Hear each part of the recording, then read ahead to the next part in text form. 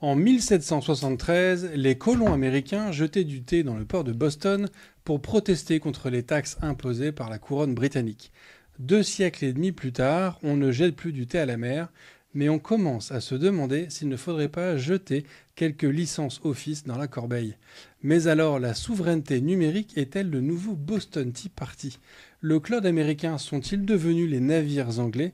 Et surtout, peut-on vraiment sauver nos données en les mettant dans un cloud français? Pour répondre à ces questions d'indépendance, je ne reçois pas Benjamin Franklin, mais il s'y connaît bien en numérique. Damien, bonjour. Bonjour. Cosa Vostra.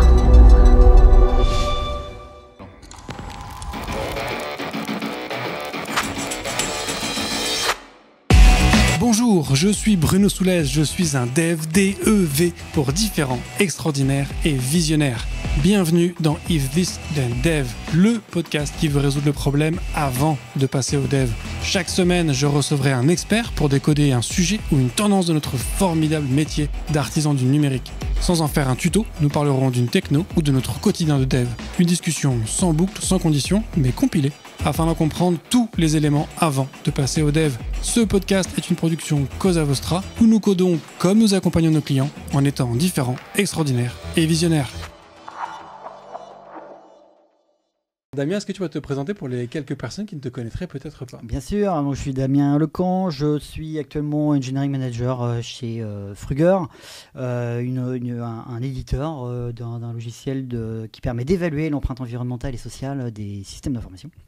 Donc ma spécialité c'est le numérique responsable. Okay. Et au sein de cette thématique du numérique responsable, on a notamment l'aspect de la souveraineté numérique. Par le passé, j'étais CTO d'une entreprise qui était spécialisée là-dessus, avec le premier des sujets qui est l'identité. Super intéressant là-dessus. Effectivement, où est-ce qu'on stocke nos personnes. Voilà, c'est l'identité au sens identité civile ou l'identité au sens technique? Parce qu'en fait, finalement, il y a un gros sujet de souveraineté autour de l'identité, qu'elle soit du citoyen ou du collaborateur, et puis bien sûr de la donnée du client. Ouais. Donc je connais bien ces sujets, et aujourd'hui, cette année, c'est vraiment l'année de la souveraineté, on va dire, grâce ou à cause, comme on veut, de notre ami Monsieur Trump aux États-Unis. Oui, parce que moi, c'est ça que je trouve assez fou, c'est que au final, le sujet de souveraineté, on en entend parler depuis un petit moment déjà, ça pop ici ou là, avec des gens qui veulent soit effectivement dans une démarche éco-responsable avoir leurs données qui soient plus proches, d'autres dans des données dans des conceptions d'accès des lois américaines qui ont accès à des informations, enfin des espèces de protectionnisme qu'on peut imaginer divers et variés. Mais ce que j'avais toujours vu jusque-là, c'était des gens qui disaient est-ce que je peux héberger mon service ailleurs que sur AWS, Azure ou je ne sais quoi. Là, depuis quelques mois, depuis que Trump notamment a annoncé ses tarifs, il y a un truc qui change que je vois arriver, c'est que je vois de plus en plus de boîtes se poser la question de est-ce qu'il n'y a pas autre chose que la suite Office ? Et je trouve que ça, je trouve que c'est quand même un changement de question que je trouve encore plus fort que est-ce qu'il y a autre chose que AWS ? Je ne sais pas si tu as senti aussi ce... Oui, c'est l'enjeu de la suite bureautique qui est dominée depuis très longtemps par Microsoft, effectivement. En fait, qu'est-ce qui a changé ? C'est que le temps a passé et que certaines solutions sur le marché ont quand même mûri et grandi. Heureusement, parce que c'est bien que le marché évolue, qu'il ne reste pas verrouillé. Et puis le deuxième phénomène, c'est surtout que tous ces outils bureautiques qui plafonnent. C'est-à-dire qu'à un moment donné, PowerPoint, Excel, ils ont atteint quand même le summum. Qu'est-ce qu'on peut rajouter dans ces outils à part quelques... Peut-être l'IA, je sais pas si ça sert à quelque chose, mais en tout cas, ils y rajoutent. Mais à part ça, ils plafonnent. Et donc finalement, ça laisse la possibilité aux concurrents de les rattraper et d'apporter de la valeur. Et finalement, on n'est plus à comparer qu'est-ce qui est le meilleur. C'est finalement on peut se baser sur d'autres exigences et plus simplement les fonctionnalités. Donc c'est pour ça que le marché commence un peu à changer. Et puis il suffit de simplement une petite étincelle avec qui aiguillonnent en se disant là il est peut-être temps de changer, qu'on peut faire popper d'autres technologies sur le marché, des Office, des Nextcloud ou autres qui peuvent aider dans les entreprises à se dégoogliser, démicrosoftiser, c'est les deux principaux là-dessus, tout à fait. Et vous sentez quand même un vrai changement pas une ruée vers l'or, mais en tout cas un petit retournement de marché sur la notion de on veut se rapprocher, on veut sortir de ces GAFAM. En Europe, tout à fait. Alors, il y a la pression de la législation qui martèle RGPD 2017-2018, plus DSA, plus qui à un moment donné fait que les entreprises finissent par se dire il faut faire quelque chose et on va faire quelque chose. Et oui, moi on le voit nous au niveau des... Alors moi j'ai mes collègues qui sont consultants sur ces aspects dans des entreprises et ils commencent à avoir cette année des sujets clairement de consulting d'entreprises qui disent ok, faites-nous une évaluation, on en est où, quelle est notre dépendance vis-à-vis des GAFAM mais pas seulement, hein, et qu'est-ce qu'on peut avoir comme alternative et quelle serait la feuille de route en fait finalement pour changer. C'est des feuilles de route à 10 ans, hein, c'est quand même très long. Voilà, changer de base de données, ça peut être long, la bureautique c'est pareil, c'est des projets de plusieurs années. Voilà, donc encore une fois, ce que tu évoques, c'est des projets où on n'est pas juste on veut s'héberger ailleurs que chez AWS. C'est vraiment on veut quitter un Postgre, ou un Oracle. On veut aller vers un Postgre. On va aller vers un Postgre plutôt on veut quitter un Oracle, ce genre de choses. Donc c'est vraiment quitter tout un parc de techno hébergé par des boîtes US. Voilà. Donc il y a quitté, c'est un peu fort. En fait, si je prends l'exemple d'un client que moi j'ai eu, c'était presque il y a une dizaine d'années, mais j'ai un client qui voulait faire un virage un peu open source. Mais son enjeu était d'avoir des arguments de négociation vis-à-vis du pricing et du licensing qu'il avait. Voilà, base de données très longtemps, c'était plutôt Oracle, politique de prix qui évolue, et à un moment donné il se retrouve ah mince, ça double, qu'est-ce qu'on peut faire, et donc voilà, c'était aussi une manière un petit peu d'avoir un contre-pouvoir sans forcément avoir quitté l'éditeur. Ils ont mis un petit peu ils ont dispersé leur technologie. Ça a pris du temps, plusieurs années, migrer des données. C'est quand même long. C'est beaucoup de systèmes qui sont quand même très utilisés par des clients. Et pour le coup, ça se fait pas d'un claquement de doigts. Mais à un moment donné, ça vaut le coup parce qu'il y a cette indépendance et ça permet d'aller voir des arguments de négociation vis-à-vis des éditeurs. Tout simplement. Et donc ça s'est amplifié, bien sûr, de plus en plus dans les CTO, ils ont des enjeux de diversification de leur portefeuille, mais pas de totalement quitter. Voilà, ils savent que sur certaines applis c'est critique, ils pourront pas, ou il n'y a pas le budget de maintenance et donc ils pourront pas migrer par exemple. À un moment donné, ça coûte quand même, la migration, c'est pas neutre. Sachant qu'il n'y a pas forcément d'enjeu non plus financier à la suite. Aller sur un Postgre, ça coûte aussi. Même s'il n'y a pas de licence, il faut payer des serveurs, il y a besoin de maintenance, il faut quand même avoir de l'expertise en termes de base de données, formation, faire évoluer le produit. Donc souvent, d'ailleurs, ces entreprises passent des contrats avec des tiers d'entreprises spécialisées, avec des DBA dédiés qui pourront fournir du support et du consulting. Et puis tout le travail de migration, ça coûte très cher. Exactement. Et ça porte un risque important. De se rater, tout à fait. Ça arrive que ça rate d'ailleurs. Dans les raisons qui poussent du coup les gens à se tourner vers ces sujets de souveraineté, donc tu nous as évoqué la législation, donc comme RGPD, DORA ou je ne sais quoi, qui nécessite un ensemble de choses. Tu nous as parlé des raisons financières. Oui, raisons financières, tout à fait. Et puis résilience, là c'est on arrive cette année, c'est-à-dire maintenant c'est clairement la peur que les systèmes soient coupés. Donc c'est vraiment poser les questions, alors qu'on est petit, Digital for Better, de se dire mais attends, qu'est-ce qui se passe Trump en janvier, février, avec ces histoires de droits de douane, augmentation des prix. En fait, si ça double, ça triple, ça quadruple, à un moment donné on peut se retrouver carrément, en fait finalement ça coupe le service. On peut plus payer. Si on peut plus payer, ça s'arrête. Et on peut pas migrer du jour au lendemain. Et donc c'est là que c'est devenu extrêmement concret là. Voilà. Donc c'est arrivé à des entreprises chinoises, Huawei ou autres, donc qui avaient eu d'un coup les services américains coupés. Ça arrive vraiment, évidemment, petite start-up 10, le risque il est quasi nul. Par contre, grande entreprise, banque, assurance qui mise sur des Google ou autres, le risque il existe réellement. Tout à fait. Et est-ce que du coup aujourd'hui les cloud providers américains, ils arrivent quand même ils ont quand même une supériorité technologique, c'est-à-dire que le niveau de service que tu as chez un AWS, peut-être que tu me contreras, mais en général, c'est l'image qu'en tout cas qu'on en a. Est-ce qu'ils arrivent quand même du coup aujourd'hui à garder des clients de par cette supériorité-là, ou c'est un argument qui devient de moins en moins valide? Alors, quels sont les points forts finalement de ces plateformes? Les plateformes, il y a deux intérêts là-dessus, c'est un éventail de solutions technologiques colossales. Voilà. D'ailleurs, au début, quand on arrive, il y a un phénomène, qu'est-ce qu'il faut que j'utilise, avec des solutions qui se recoupent dans tous les sens, qui d'ailleurs génèrent du consulting, du business autour pour aider à choisir, bref. Donc il y a un panel énorme. Qui génère aussi le fait que tu as l'impression effectivement de tout faire. Tu commences à faire un peu tout et du coup ta facture elle explose au début, tu vas faire appel à d'autres pour réduire ta facture. Enfin, il y a tout un écosystème qui gravite autour et qui fait que ça marche. Par contre, ça permet de tout faire, il y a une espèce de liberté et on peut tout faire. C'est très intéressant, c'est le premier point. Et le deuxième point, surtout aussi des produits qui sont très intégrés entre eux. Donc ça veut dire que si on prend l'exemple par exemple juste de les outils de supervision, ils sont nativement intégrés à tous ces outils. On a les collectes de performance, de statistiques d'utilisation, tout ça c'est natif. Il n'y a pas à construire en fait. On clique sur un bouton, enfin on fait plutôt ça, on le code. On fait les liens entre les composants et ça marche. Et ça veut dire que le déploiement, l'intégration de tout ça, elle est rapide. Et donc, ça marche un peu comme chez Apple, hein, où on a une stack verticale et pour le coup, tout marche ensemble et c'est parfait, ça marche en fait. Et ce qui est bien, c'est que ça réduit quand même les coûts ou les problèmes.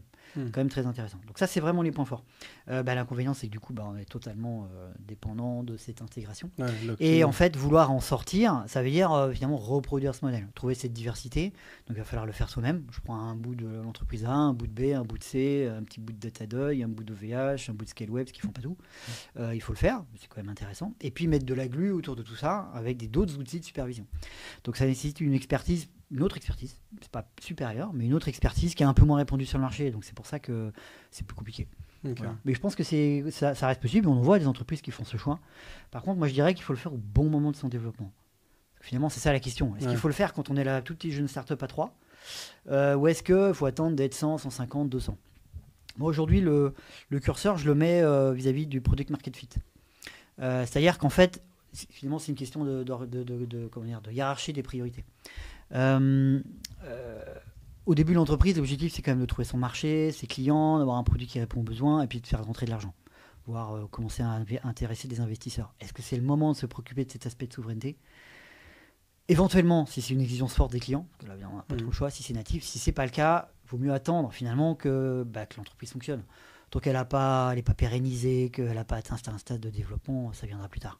Typiquement, nous, on n'est pas à un stade où c'est majeur. Nos clients nous disent c'est un problème, mais ils ne s'en font pas pour autant. Donc ça veut dire qu'on se dit on va le faire à un moment donné, on va bouger, on fera des choses plus poussées à un moment donné, mais là, volontairement, on est moins souverain que ce qu'on voudrait. Ouais. Mais on n'a pas les moyens en fait.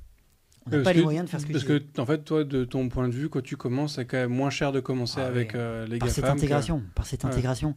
Parce que c'est une autre. En plus, on n'a pas le même type d'expertise. D'un côté dev, plus ops, intégration. Et aujourd'hui, on a quand même un ratio où le marché est beaucoup plus dev que ops. Ce qui veut dire que quand tu démarres ta boîte, tu n'as pas envie de. Tu auras un ops à tiers-temps ou à quart-temps. C'est un peu bizarre. Alors que si tu pars avec du pure cloud, tu as besoin d'ops en fait pour démarrer. Ouais. Donc en fait, c'est plus facile. Oui, mais parce que on pourra tendance à dire que, y a, comme tu le disais, il y a quand même un phénomène de locked-in dans ces plateformes-là où à bout d'un moment, tu as tellement de services que tu commences à utiliser des services qui sont très custom, très spécifiques et tu es de plus en plus verrouillé. On pourrait dire que le coût de partir est de plus en plus élevé à mesure que tu attends. Donc c'est peut-être plus simple de ne pas y aller du tout. L'accumulation de dettes.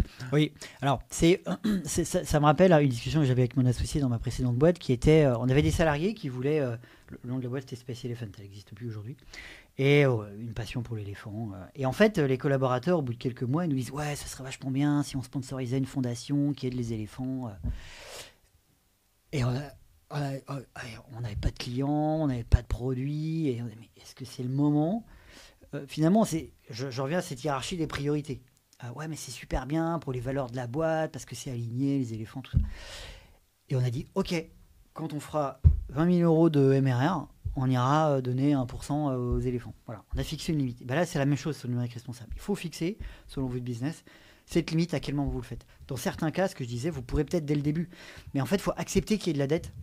Dans tous les cas, si ce n'est pas une dette du numérique responsable, ce sera une dette sur autre chose. Parce qu'en fait, vous prendrez peut-être du retard sur votre roadmap de produit, sachant qu'au début, quand même, le time to market, il est quand même essentiel pour satisfaire les clients et acquérir très très vite et convaincre des investisseurs. Donc, ce que vous allez gagner d'un côté, vous le perdrez peut-être de l'autre. Donc, vraiment, chacun balancer son business. Mais il ne faut pas se tromper quand même dans l'ordre des priorités. Surtout, les changer au bon moment et les avoir planifiés en amont. C'est ça qui est important.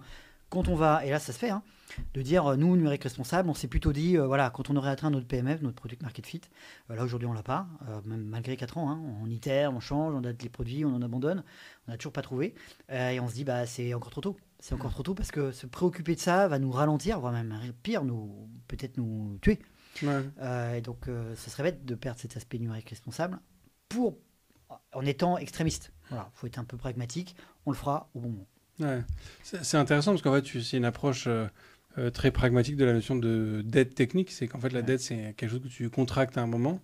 Et donc là, toi, tu fais un choix volontaire, te dire effectivement, on contracte une dette. Et du coup, là, tu parles pas de dette au sens purement code, mais du coup aussi au niveau... Ce que je trouve intéressant, c'est que si on tire le trait, en fait, de ce que tu dis aussi en sous-texte, c'est que si on prend des logiques d'éco-conception, ça peut être du coup aussi un choix de dette qu'on contracte au début en se disant on le fera plus tard, que ce soit de la enfin, de déménager dans des data centers plus adaptés ou de faire des pratiques d'éco-conception. Mais de se dire, voilà, c'est un choix volontaire qu'on fait de ne pas le faire pour le moment, mais on sait qu'on corrigera à tel moment quand on arrivera à tel endroit. C'est ça. Et on peut même l'expliquer aux clients.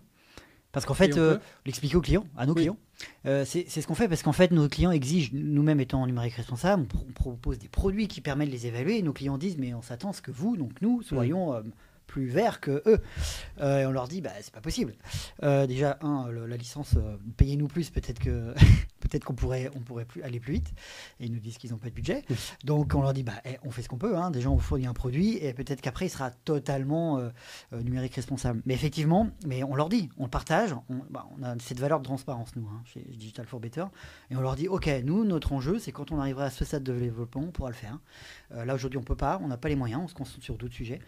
Maintenant, ça ne nous empêche pas de dire à vous, qui avez par contre les moyens, de le faire et de gérer cette problématique. Et voilà, je pense que ça, tout le monde peut le faire, de se dire finalement qu'à quel moment on peut voilà, sachant qu'en plus, chacun peut quand même grappiller dans un coin. C'est pas parce qu'on ne le fait pas sur notre hébergement ou autre sur le produit qu'on ne regarde pas quand même ces aspects de souveraineté. On a choisi des produits qui sont français, européens. On s'est lancé dans l'IA là, depuis quelques mois. Voilà, on a clairement mis, OK, on va regarder Mistral en premier avant d'aller mettre notre argent dans d'autres entreprises. Parce que ce serait dommage quand même de passer à côté de ça. C'est une belle pépite.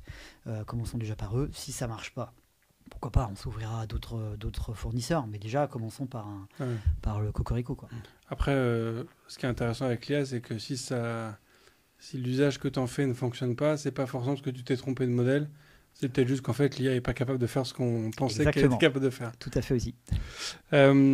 Est-ce qu'aujourd'hui, si on revient à cette notion de souveraineté et qu'on parle vraiment de se concentrer sur l'aspect cloud, est-ce qu'on a une offre de service un peu équivalente aux trois grands américains qu'on connaît tous? Oui, alors évidemment c'est une question de point de vue, mais je pense que pour l'immensité de plein de business en termes de nombre d'entreprises, oui, un OVH, un Scaleway, il peut apporter beaucoup de choses. Même un Clever Cloud, voilà, d'acteurs que tu connais bien. Oui, on peut faire déjà des très très belles choses pour démarrer, surtout quand on démarre un business en général. C'est une app web, une base de données, un peu d'event autour. Et toutes ces plateformes, elles le font. Je veux dire, elles apportent de l'IA. On fait même du manager. Maintenant, elles fournissent tous des bases de données managées. C'est un peu le Graal. On ne veut pas trop s'embêter avec ça. Ouais. Donc, bien sûr qu'on peut démarrer avec ce type de produit. Il n'y a vraiment aucun problème. Même pour des entreprises plus grosses. Voilà, ça marche très, très bien. C'est quand ça va vouloir un petit peu plus d'intégration, de gestion, à une époque, on a pu être limité. J'ai voulu travailler avec Scaleway à une époque où, par exemple, tout ce qui était lié à Terraform ou autre, c'était un peu limité. On n'avait pas toutes les fonctionnalités. Il fallait un peu passer par les consoles. C'était déjà quelques années. Aujourd'hui, c'est mûr. Là-dessus, ils ont rattrapé le retard. Donc oui, on peut. Là où ça va manquer, c'est quand on va vouloir accéder à un catalogue énorme. C'est là qu'on est limité. Mais en même temps, le temps d'arriver à cette limite, sachant qu'aujourd'hui, comme je disais, on fait une app web. Éventuellement, on package ça dans du package type container. On va trouver du Kubernetes partout, même si c'est un peu compliqué. Globalement, on est relativement indépendant. La base de données partait sur de l'open source, type Postgre, en faisant la combinaison des deux, Postgre for all. Voilà, avec ça déjà, on a vu qu'on pouvait atteindre le million de MRR sans problème, à mon avis, avant de devoir changer. La limitation, aujourd'hui, tu la vois sur quoi? Sur le fait qu'il y a un moment, tu as un volume de traitement qui fait que faut que tu passes sur un des GAFAM parce qu'ils sont soit moins chers, soit plus efficaces ou autre, ou c'est que il y a un moment, tu as besoin d'accès à des technologies qui ne sont pas encore accessibles dans un Scaleway. Ouais, en fait, là où ça peut être nécessaire, c'est quand on veut scaler à l'échelle internationale. Avec une notion de, voilà, j'ai ma data, elle est qu'en France, mais en fait, j'ai aussi des clients australiens, je vais vouloir décentraliser mon traitement. Et là, par contre, ils ont une avance technologique bien plus forte. Déjà, ils ont une diversité de data centers à l'échelle mondiale qui est colossale par rapport à d'autres. C'est vraiment leur grande force. Et puis, on va avoir ces outils qui vont nativement être capables de travailler multi-régions. logique de sauvegarde, distribution de l'information, où d'autres acteurs type OVH, Scaleway, ils sont plus petits. Évidemment, ils ont moins de data centers et ils ont moins ces technologies multi-régions, ou pas du tout. Donc il faudra le reconstruire à la main, ou changer, ou trouver une autre manière de faire, sachant qu'aujourd'hui on peut peut-être faire plutôt que d'avoir une seule app type mono-tenant et puis on essaie de la faire marcher à l'échelle mondiale, on voit plutôt peut-être en termes d'architecture, d'ailleurs c'est ce que nous on fera plus je pense dans les mois qui viennent, c'est de se dire on va instancier une appli par région. Il n'y a pas de duplication de données, il n'y a pas, en même temps c'est souvent très cloisonné business de nos clients pour nous, et donc ça fait plusieurs apps à gérer par région, et finalement peut-être qu'on ira chez un Vulture aux États-Unis, OVH en France, et puis je ne sais quel interlocuteur en Australie. Il y en a sûrement d'autres locaux, je ne les connais pas. Si on a choisi les bons composants un petit peu standards, je disais le container, la base de données open source, on trouve ça partout, quasiment. Globalement, on peut s'adapter et s'installer partout. Justement, sur le choix de techno, tu évoquais de plus en plus de gens qui cherchent à quitter du Oracle ou des technos comme ça. Est-ce que c'est uniquement lié à le fait de payer une licence à une entreprise avec toute cette folie d'un quart des tarifs que nous a lancé Trump, où du coup il y a une crainte que les tarifs deviennent exorbitants, ou est-ce que c'est aussi une crainte d'une certaine hégémonie américaine qui tu as de la législation qui leur permet de taper dedans? Et donc en fait ma question, tu vois, est-ce que une techno comme React par exemple, techno open source, mais quand même très soutenu par Facebook. Tout à fait. Rust, pareil. Il y a beaucoup Google derrière. Enfin, tu vois, il y a beaucoup de technos qui sont open source, mais on trouve quand même un géant derrière qui est quand même très, très présent. Tout à fait. On pourrait parler de Flutter, par exemple, qui a pu mal finir, ou même dans le passé, tout le framework d'Adobe qui permettait de faire, qui était basé sur Flash à l'origine. J'ai même oublié le nom, mais c'était il y a une dizaine d'années, qui permettait de faire des clients lourds, absolument géniaux, dans la veine de Silverlight de Microsoft et autres, mais qui a disparu. Oui, alors en fait, c'est ce que j'allais dire, c'est-à-dire c'est intéressant. Par exemple, Azure, ils font énormément de choses open source, mais en fait, ils sont les seuls à l'utiliser. Donc, c'est de l'open source. On pourrait se dire qu'on peut utiliser les composants, on peut regarder comment c'est fait, mais en fait, comme de toute façon, ça marche nulle part autre part, c'est pas très utile. Et c'est un peu la même chose que ces technos, c'est-à-dire que si Facebook, demain, il arrête la maintenance de React, je sais pas s'il y a beaucoup d'organismes sur le marché capables de reprendre la maintenance de ces choses-là. Donc oui, d'ailleurs, le corollaire, c'est qu'on pourrait faire de l'open source et se retrouver comme dans des voies de garage. Ça peut arriver. Et c'est arrivé d'ailleurs, puisque j'ai oublié le nom, mais le produit d'Adobe qui s'était arrêté, ça a mis un nombre d'entreprises dans la panade colossale. GWT de Google, on remonte encore plus dans l'histoire, il y a 15 ans. Pareil, quand ça s'est arrêté, tout le monde a dit c'est la fin du monde. Les gens ont fait autre chose. C'était le moment où Angular apparaissait et c'était super. Là, on est plus face à l'évolution de l'open source qui. Elle existe moins, cette open source où il y a des contributeurs d'un peu partout. Clairement, les entreprises ont vraiment pris la main sur l'open source. Ce qu'il faut, c'est quand même qu'il y ait une gouvernance partagée. Okay. En Linux, il y a toujours du Red Hat, de l'IBM, du Oracle, donc ça reste partagé. Maintenant, effectivement, les produits open source où il n'y a qu'un seul mainteneur principal, c'est pas que c'est un risque, mais c'est un gros défaut pour le produit. Il vaut mieux aller voir à d'autres endroits. Mais donc, du coup, pour les gens qui ont ce souci de la souveraineté... c'est un problème. C'est un problème quand même parce qu'en fait la maintenance pourrait s'arrêter du jour au lendemain et finalement qui va reprendre je repense à mon client, c'est arrivé, le client dont je parlais tout à l'heure qui passait, qui avait augmenté son panier d'Oracle Postgre, il était aussi passé de Microsoft à OpenShift, il avait diversifié et à l'époque il avait misé sur un produit un CRM open source d'une boîte, je ne sais plus, peut-être allemande ou française, et qui à un moment donné s'est arrêté et s'est retrouvé avec un produit qui du coup n'évolue plus. Donc il y a aussi de l'intérêt dans le propriétaire, le fait de payer fait qu'on va aussi payer une maintenance et une évolution. Si on paye suffisamment, normalement on est censé pérenniser l'entreprise. Notre produit il est pas open source parce qu'on ne peut pas. En fait, si on faisait ça, on serait déjà mort. Toutes les entreprises l'auraient pris gratos et puis c'est fini, en fait, ça ne dure pas longtemps. Donc peut-être un jour, mais aujourd'hui on n'est pas assez gros. Donc voilà, il y a toujours cette dualité. On peut être souverain en faisant appel à des entreprises locales. Peut-être l'élément important, c'est peut-être pas mettre tous ses œufs dans le même panier, en fait. C'est peut-être ça le sujet. Il faut avoir de la diversité. On peut faire de l'Amazon, on peut faire de l'Azure, il faut les deux. Peut-être ça augmente un peu les coûts. Il y a aussi plein de produits qui permettent de croiser ces deux-là. Et puis si on a une architecture suffisamment, on en parlait, container, Postgre, ça, on les achète sur les deux. On peut même combiner avec de l'OVH. Finalement, c'est le même produit qu'on déploie à différents endroits. Et ça marche bien, ça. Est-ce que ça veut dire que le 4D a de beaux jours devant eux? Devant lui, plutôt? Je sais pas si tu connais, parce que c'est une techno un peu obscure. Non, je ne connais pas ce... Le 4D, alors j'en ai parlé dans l'épisode 80, donc ça date un peu. Je suis pas sûr d'avoir écouté celui-là. Mais c'est un langage de programmation français. Ok. Et notamment, comme c'est un langage de programmation français, à l'origine, tu codais en français. Tu n'écris pas des if, tu écris des si. Ah oui, intéressant. Et donc c'est un langage qui fonctionne très bien, qui permet de faire plein de choses. Maintenant, tu peux coder en anglais si tu veux, bien évidemment. Mais c'est un langage français. D'accord. KD, c'est ça? Okay. 4D. 4D. Ah oui, ok. Oui, maintenant je le visualise. Ok, je vois le. Même type d'expérience. Alors là, c'était l'expérience précédente. Beaucoup travaillé avec la blockchain. Et voilà, une des blockchains européennes était basée sur le langage OCaml, par exemple. Mm-hmm. Et en fait, il n'y a personne qui fait de l'OCaml presque sur le marché. Et donc, un écosystème qui était en permanence en pénurie de compétences. Donc oui, quand on choisit une technologie, il faut quand même qu'il y ait quand même un vivier de personnes qui savent s'en servir. Quand on est sur le langage lui-même, c'est un problème, en fait, puisque le temps de monter en compétences, en gros, les gens qui viennent chez toi, ils apprennent ça, et leurs compétences, ils les réutiliseront nulle part, en fait. Donc ça, c'est aussi un sujet, tout à fait. Sur les sujets de souveraineté, est-ce qu'aujourd'hui, c'est un avantage compétitif d'avoir un hébergement souverain, Oui, tout à fait. C'est un avantage dans le sens où c'est un désavantage, voire même c'est même bloquant d'un point de vue business.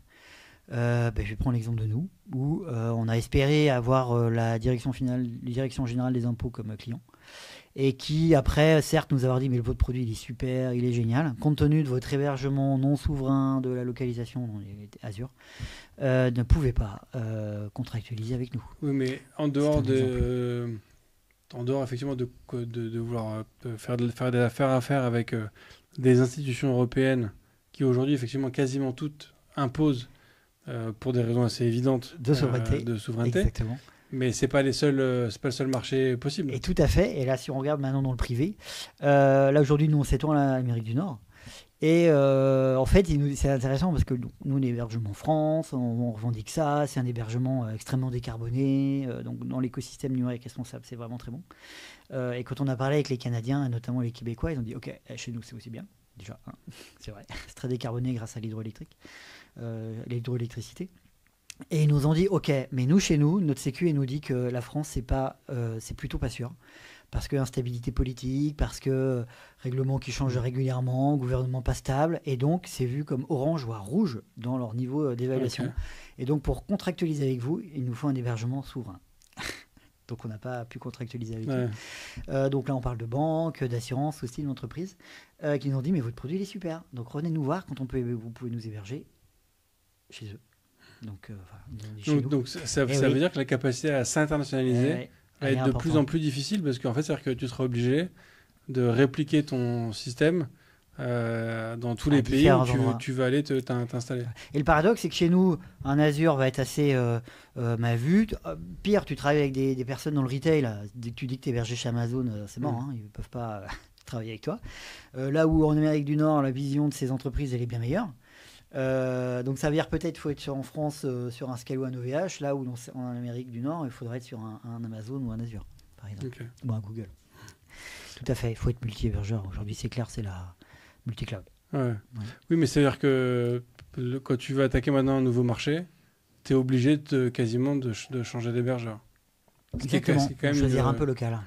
Évidemment c'est la logique consommer local. C'est un peu ça. Oui, mais toi, ça te rajoute une complexité colossale juste pour aller, et sans compter de la facture, quoi. En fait, dans l'autre sens, tout à fait. Dans l'autre sens, c'est aussi cet enjeu de ces plaques, à l'échelle de l'Europe, à l'échelle de l'Amérique du Nord, peut-être plutôt les États-Unis. Il y a une logique de protectionnisme derrière ça, derrière toutes ces normes, c'est de dire ok, je protège mon marché. Mais ça empêche aussi d'aller accéder. Moi, en tant que Français, j'ai du mal à accéder à ces autres marchés à cause de ces choses-là. Ça a déjà été vu dans les marchés avant sur l'électricité, les prises électriques, tout ça, c'est fait pour ça, justement. Mais quand ton marché local il est trop petit et que tu veux aller à l'étranger, il y a un coût d'accès à ce marché qui devient très très important, sans parler évidemment des aspects juridiques. Ça vient se rajouter, il n'y a pas que ça. Il y a des juridictions locales, une déclinaison du produit spécifique pour les besoins locaux. C'est des coûts supplémentaires, mais en fait, voilà, on va être sur 5-10% supplémentaires. Mais il faut l'intégrer dans cette logique. On ne peut pas aller en Amérique du Nord avec un hébergement France. Donc je pense que dans les années à venir, ça devient compliqué. Là. Mais ce qui risque encore plus de creuser comme aussi un écart, c'est que, comme on le disait tout à l'heure, tu as quand même accès à un catalogue de services chez un Azure ou un AWS qui est quand même colossal. Donc c'est-à-dire que si tu as ton hébergement Scaleway ou OVH ou Clever Cloud en France, le jour où tu vas attaquer le marché nord-américain, du coup tu es obligé de te mettre sur un des trois, Azure, AWS ou autre. Donc tu as accès à des services qui sont quand même beaucoup plus vastes.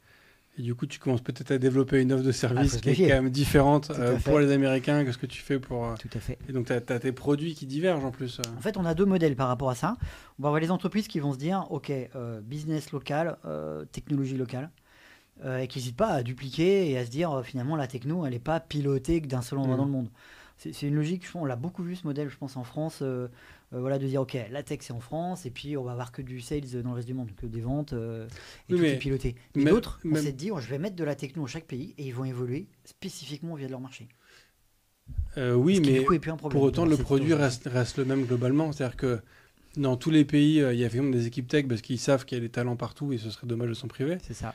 Et si on prend les produits Google, ils sont développés partout à travers le monde. Mais tu as accès aux mêmes produits Google partout à travers le monde, à peu de choses près. C'est ça. Alors ça, c'est des produits, ce sont des produits B2C, évidemment avec une renommée mondiale. Voilà, un Google Maps, c'est le même partout. Après, si on prend des outils de comptabilité, des outils qui vont être extrêmement spécifiques à des marchés, parce qu'en fait, finalement, dans ce marché du B2C, globalement, un citoyen européen, américain, australien, j'imagine qu'ils consomment un peu de la même manière. Il y a évidemment des différences, mais globalement de la même manière. Un chinois, c'est différent quand même. Là où sur tous les produits B2B, là on va être sur des déclinaisons très spécifiques. Là nous on le voit, on a un produit d'accessibilité qui permet d'évaluer l'accessibilité d'un service numérique. Nous il est lié à un référentiel français, RGA.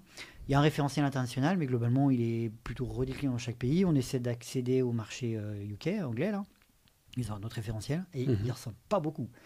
Donc on va devoir vraiment décliner le produit. Et là on se pose la question, qu'est-ce qu'on fait? On recrute des techs locaux qui maîtrisent le référentiel. Et ça va faire un autre produit finalement. Ou bien nous, on monte en compétence sur ce marché et on va le faire de la France. Voilà, toi, il y a un peu ce débat. Aujourd'hui, je pense qu'on va plutôt prendre le deuxième. Ouais, exactement ça. On va plutôt faire pour l'instant la deuxième solution de le faire depuis la France. Par contre, c'est pas scalable. On va pas pouvoir apprendre la réglementation de tous les pays de France. C'est impossible. Voilà. Donc c'est pour ça que c'est pas forcément gênant d'acheter local à un moment donné. Okay. C'est pas. Ça va dépendre du business. Tu as évoqué le cas de la Chine. Qui est un cas intéressant parce qu'on voit quand même la techno chinoise devenir de plus en plus prédominante, commencer à prendre de plus en plus de place. Trump là-dessus a quand même réussi un tour de force qui fait qu'aujourd'hui la Chine paraît presque un modèle acceptable avec lequel on est prêt à faire affaire sur d'autres sujets. Est-ce que vous voyez du coup aussi dans tous ces sujets-là une présence de technologie chinoise de plus en plus qui commence à prendre de plus en plus de place pour tout le monde? Alors, il y a 2 aspects à prendre en compte. Un, ils sont très très forts en technologie. On l'avait vu sur le débat sur la 5G. Clairement, Huawei, il a une compétence technologique colossale. Aujourd'hui, il ne faut plus du tout prendre les Chinois à dos. C'est même l'inverse, c'est eux qui nous prennent de haut parce qu'ils ont une technologie vraiment très puissante. On le voit dans l'IA aussi, à différents endroits. Ça, c'est le premier point. Le deuxième point, c'est sur l'aspect numérique responsable, et on va dire sur la prise en compte de l'aspect environnemental. La Chine a énormément évolué sur ces aspects-là récemment. Certes, pas en réduisant sa consommation, mais en produisant énormément d'énergie sur des aspects décarbonés, clairement. Il y a toujours des centrales à charbon, mais énormément d'hydroélectricité, de solaire, d'éolien, ça a vraiment progressé. Donc sur cet aspect-là, c'est assez intéressant. Et un Alibaba, il est de la classe un Alibaba Cloud, on est de la classe d'un Amazon ou d'un Azure ou d'un Google. Maintenant, il y a quand même une question de... là où les Américains se sont donné le droit d'aller regarder les données, ils se sont donné le droit de le faire. Ça veut pas dire qu'ils le font. Là, au côté Chine, là je m'avance, c'est une supposition, mais ils en ont à la fois le droit et je pense qu'ils le font. Donc, mettre des services chez eux, c'est obligatoire si on veut travailler avec la Chine. J'y vois pas trop d'intérêt pour un marché qui serait hors de Chine. Après, il faut savoir qu'on sera... si tu vas là-bas, tu es sûr que tu seras ausculté de A à Z. Bon, oui, mais au-delà après aussi de s'héberger là-bas, mais tu peux aussi après faire des choix de techno Tu vois, par exemple, on a vu DeepSeek popper il y a quelques mois, qui a fait grand bruit quand même, mais qui a apporté des innovations technologiques dans le monde du LLM qui étaient quand même assez... très importante. Très importante. Ouais, bien sûr, tout à fait. Et on regarde, tu parlais de l'open source, on avait parlé un petit peu en amont. Moi, je le vois en tant que développeur, je le remarque parce qu'en fait, tu vois, quand tu dois switcher de langue, là, de plus en plus de frameworks où il y a anglais-chinois. Et là, tu te dis, waouh, ça veut dire, c'est pas anglais natif parce que sinon c'est un peu bizarre de le traduire qu'en chinois. Ça veut dire que la langue d'origine ou les développeurs principaux du projet sont chinois et je le vois de plus en plus, clairement. Ouais. Évidemment, dans tout l'écosystème de l'IA, mais pas seulement. Hein. Dans beaucoup de frameworks récents sont poussés par des entreprises chinoises qui sont vraiment sorties de la Chine. Et je trouve ça super. Hein. Enfin, ça fait un contre-pouvoir qui part. Hein. Plus il y a d'acteurs qui poussent et qui tirent, c'est cette logique de diversité qui va faire qu'à la fin ça marche. Voilà, dans Linux, il y a de plus en plus de développeurs chinois qui sont impliqués aussi. Voilà. Est-ce que c'est un risque chinois? Mais je pense que les Américains, c'est le même sujet, hein, qu'ils introduisent des choses pas très propres dans tout ce code pour aller s'en servir un petit peu comme chevaux de Troie, évidemment. Maintenant, je fais confiance à des équipes de sécu internationales qui sont là pour auditer tout ça. Voilà, mais oui, on voit vraiment une montée en puissance des Chinois qui sortent du pays. Ouais. De plus en plus, ouais. Je suis surpris quelquefois d'arriver sur des pages GitHub et en fait, le README, il est en chinois. Et là, vous allez dire, ah ouais, mince. Et le truc, il a 40 000 stars, étoiles. Tu dis, bon, déjà, il est un petit peu utilisé, il y a pas mal de gens, et waouh, je n'ai jamais entendu parler. Et c'est en chinois. Voilà, donc tu cliques trad, parce que évidemment, je ne sais pas lire chinois.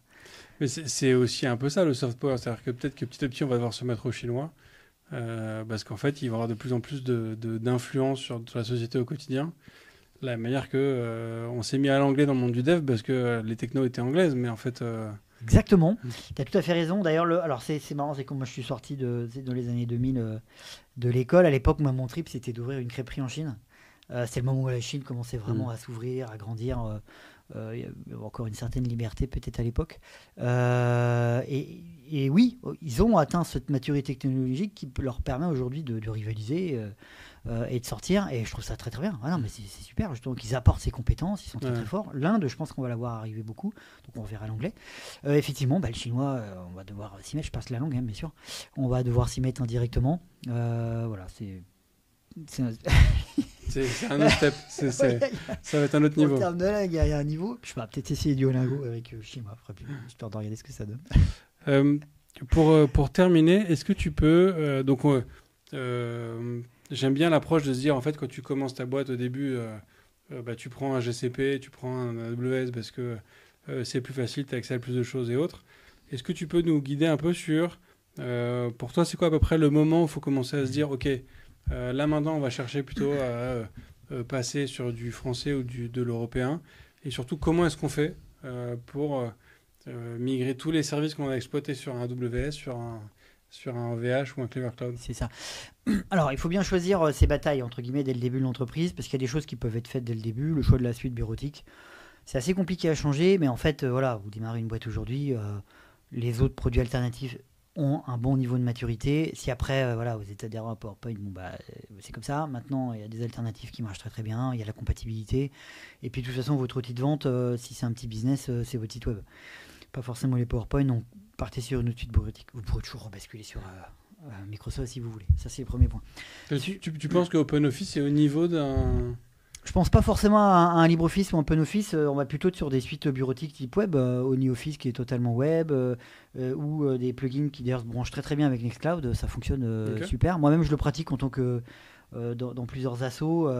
Tu as une asso locale qui fait partie des chatons d'ailleurs, Zaclis, qui offre une offre de bureautique pour des petites entreprises avec du Nextcloud, de la bureautique avec c'est OniOffice. Okay. Voilà, qui marche très très bien. C'est des fichiers qui sont compatibles. On est plus passé dans le web aujourd'hui. C'est ça qui a facilité. Parce que le client lourd, c'était difficile à maintenir. En mode web, aujourd'hui, ça a facilité l'accès à de l'émergence de solutions alternatives. Maintenant, sur votre hébergement, clairement, time to market, c'est le premier qui compte. Regardez vos compétences. Si vous avez un ingé qui maîtrise déjà probablement Amazon et ou Google et ou prenez là où vous avez vos compétences. Si vous avez un Scaleway, allez sur Scaleway. Si vous avez une compétence OVH, allez-y.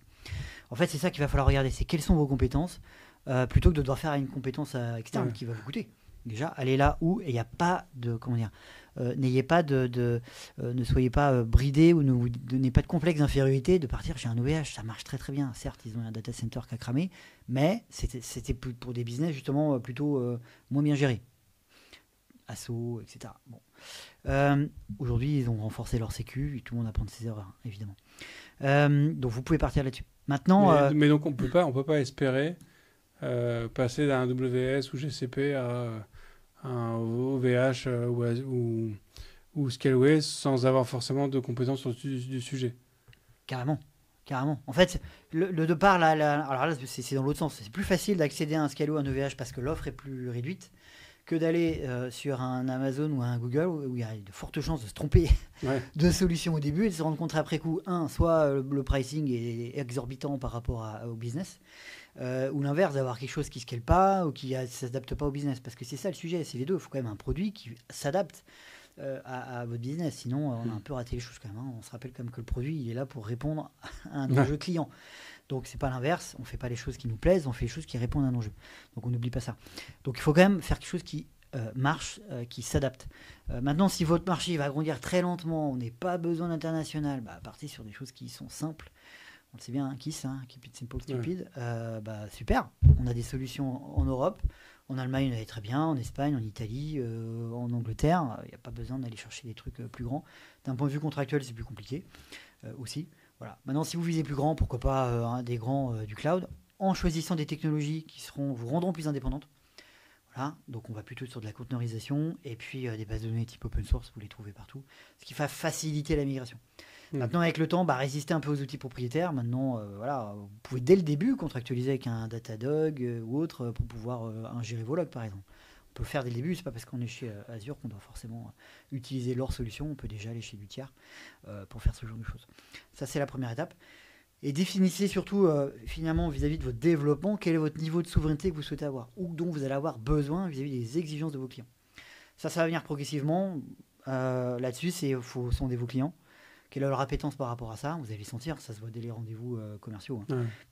C'est quoi leur sujet par rapport à ça? Si vous dites dès le début, non, vous êtes France, moi je veux de l'australien parce que souveraineté, règles locales, il y a des en fonction des marchés, des entreprises. Travailler avec un Thales, par exemple, ça impose un certain nombre de règles, même si c'est pas du public. Même chose dans d'autres pays. J'imagine, travailler dans l'armement, on va pas pouvoir faire n'importe quoi. Ou vendre dans l'armement.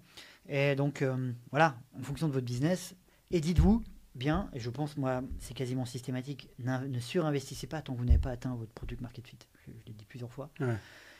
C'est difficile de savoir quand est-ce qu'on l'a atteint, mais en gros, c'est quand vous faites plein de bénéfices. Voilà. Tant que vous n'en faites pas plein, probablement vous ne l'avez pas atteint.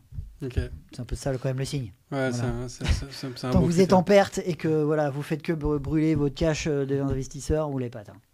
Et sur le choix de l'hébergement, tu penses que au démarrage, il faut quand même se mettre des règles de pas aller taper du DynamoDB qu'on trouvera que chez AWS pour éviter d'être vraiment locked-in en fait. Exactement, tout à fait. Il va falloir résister à l'appétence et à l'attirance de ces outils qui sont a priori simples et faciles. Oui, pas le choix en fait. Il faut se rendre indépendant de ça. Ou alors après c'est une possibilité. Admettons, vous êtes américain, parce que là on est français, mais vous êtes américain, entreprise américaine, c'est logique de se servir de ces outils et c'est même un patriote quelque part de le faire. Donc aujourd'hui, tant qu'on n'a pas un super champion qui fait ça, on doit résister à ces outils finalement qui sont intéressants, mais ils ne sont pas non plus business changer. C'est pas ça qui va complètement changer votre business. C'est pas grâce à ça que vous réussirez. Bien. Et ce ne sera pas à cause de ça que vous allez échouer non plus. Exactement. Ce sera d'autres facteurs. Vous ne savez pas travailler, vous ne scalez pas, vous n'avez pas compris le besoin, vous n'avez pas su pivoter, vos concurrents vous ont bouffé. C'est un facilitant, mais c'est pas ça qui vous fera gagner. C'est quoi le premier truc pour toi à migrer? Très très bonne question. Alors si on prend tout le périmètre, pour moi le premier à migrer ce serait, parce qu'en fait on a beaucoup discuté hébergement bureautique, mais en fait il y a aussi tout ce qui est prestations qu'on peut faire dans une entreprise. Excusez-moi. C'est pas grave. Pourtant j'avais mis en mode ne pas déranger, mais et oui c'est mon fils qui est du coup une exception. Qui est une exception. C'est normal. Et je vais carrément couper les données. Bah, tu veux peut-être pouvoir. On peut couper l'enregistrement et pour que tu puisses le prendre. Il y a ma femme qui prendra, je pense. Il basculera. Il demande du temps. Il doit demander du temps de jeu. Ok. Je pense. Donc la question c'était les premiers points. Les premiers trucs à migrer, ouais. En fait, on ne pense pas souvent dans ce périmètre de la souveraineté. C'est aussi toutes les prestations que des entreprises auxquelles elles souscrivent. C'est pas que les produits. On peut sous-traiter sa comptabilité. On peut sous-traiter énormément d'activités qui peuvent être gérées par des entreprises qui ne sont pas souveraines. Donc en fait, il faudrait regarder, quand on fait ce bilan, on ne va pas regarder que faut regarder globalement où vous dépensez votre argent et vous dire à chaque fois, ok, il y a ce fournisseur, mais en fait ce fournisseur, finalement, il est de quelle nationalité? Où est-ce que va l'argent que je donne, il va où? Voilà, il y a quand même ces choses-là à regarder. Vous travaillez avec des entreprises de consulting, je pense à certaines banques. Clairement, l'argent ensuite il part, il va dans des paradis fiscaux. Et peut-être que c'est là-dessus qu'il faut commencer à travailler avant de travailler l'hébergement qui dure.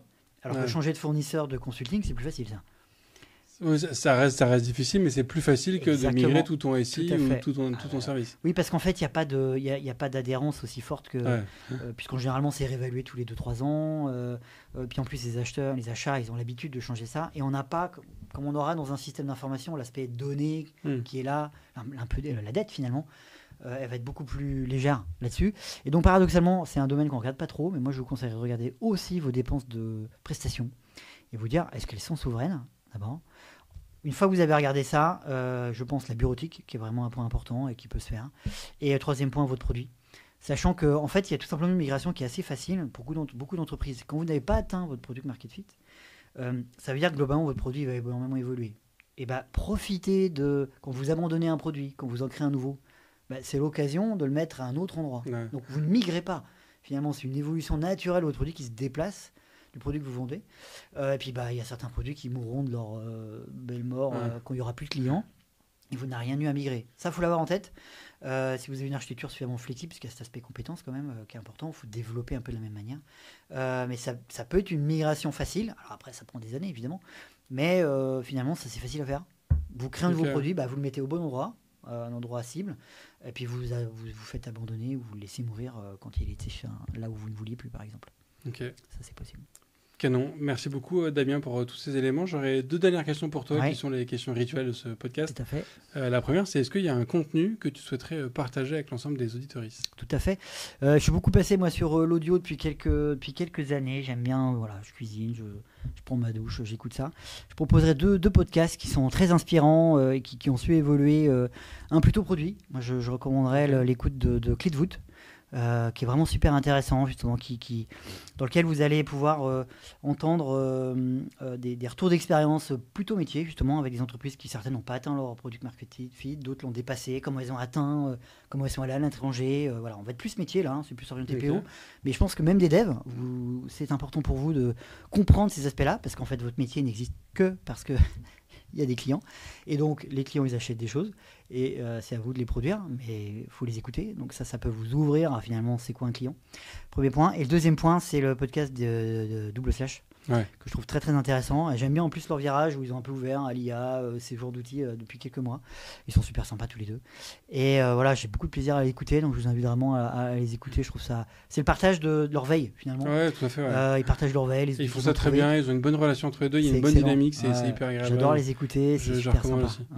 Et pour ce qui est du virage à l'IA, malheureusement, je crois qu'en ce moment, on est un peu tous... C'est difficile de parler d'autres choses. Ça m'a fait plaisir de te recevoir pour parler d'autres choses que d'IA. Exactement. Même s'il y a des petits moments, on a parlé un peu de... Mais il y a des sujets de souveraineté très forts autour de ça aussi. C'est c'est sûr. Exactement. Oui, tu as parlé de Mistral notamment. Enfin, là, on est effectivement obligé d'en parler. Très bien. Dernière question, la plus importante de ce podcast. Tu es plutôt espace ou tabulation? Espace, bien sûr, sans hésiter. Merci beaucoup, Damien. Je t'en prie. Et merci à tous d'avoir assisté à cet épisode, de l'avoir écouté jusqu'au bout. J'espère qu'on vous a donné des éléments de réponse sur comment avoir des sujets de souveraineté, de s'y intéresser. Peut-être même qu'on vous a apporté des questions que vous n'aviez pas jusque-là. C'est en tout cas des sujets qu'il faut se poser, je pense, d'autant plus qu'on est dans un contexte qui bouge beaucoup. Donc c'est des sujets à se poser. Effectivement, comme le disait Damien aussi en début, ça fait aussi partie des composantes d'éco-conception et éco-responsables. Et vous le savez, c'est des sujets sur lesquels aussi je milite beaucoup pour qu'on fasse plus de choses dans notre industrie. Je vous remercie aussi toujours beaucoup de partager ce podcast autour de vous. N'hésitez pas à aller checker le Tipeee en description de cet épisode si vous voulez soutenir le podcast et participer aux différents projets qu'on va lancer sur l'année à venir. Suivez-nous sur les différents réseaux, principalement TikTok. Et surtout, si vous êtes encore là, prenez le temps de mettre un petit commentaire 5 étoiles sur votre application de podcast préférée, parce que ça aide beaucoup à faire propager le podcast et ça prend assez peu de temps. Donc voilà, merci beaucoup. Je vous souhaite une très bonne fin de semaine. Je vous dis à la semaine prochaine. Et d'ici là, codez bien. Merci d'avoir écouté cet épisode de If This Then Dev et merci à toute mon équipe de Cosa Vostra à la production de cet épisode. Merci aussi à Alan, Ada, Linus, Bill, Steve et Steve de nous avoir ramenés jusqu'ici. Si ce podcast vous a plu, committez-vous en vous abonnant, déployez-le autour de vous et vous pouvez aussi nous faire une petite code review en nous laissant 5 étoiles sur votre plateforme de podcast préférée. La conversation continue bien sûr avec vous sur Twitter, LinkedIn, Facebook, Instagram, chacun sa techno, @ifthisdendev ou @bibear, B-I-B-E-A-R. Vous retrouverez aussi tous nos épisodes sur notre site ifttd.io.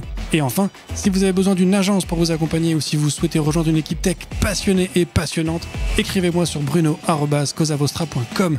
Merci à tous.